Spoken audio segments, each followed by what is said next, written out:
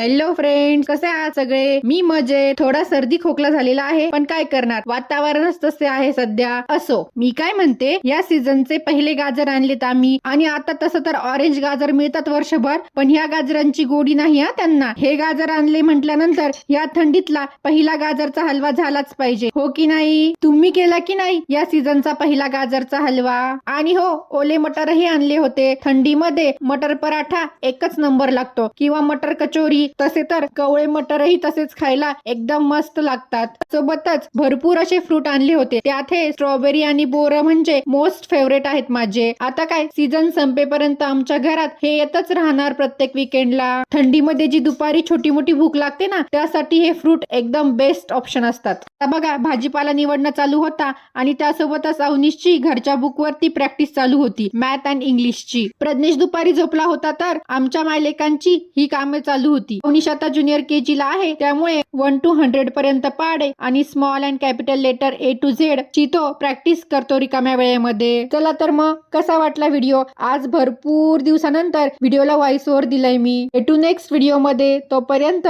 Bye.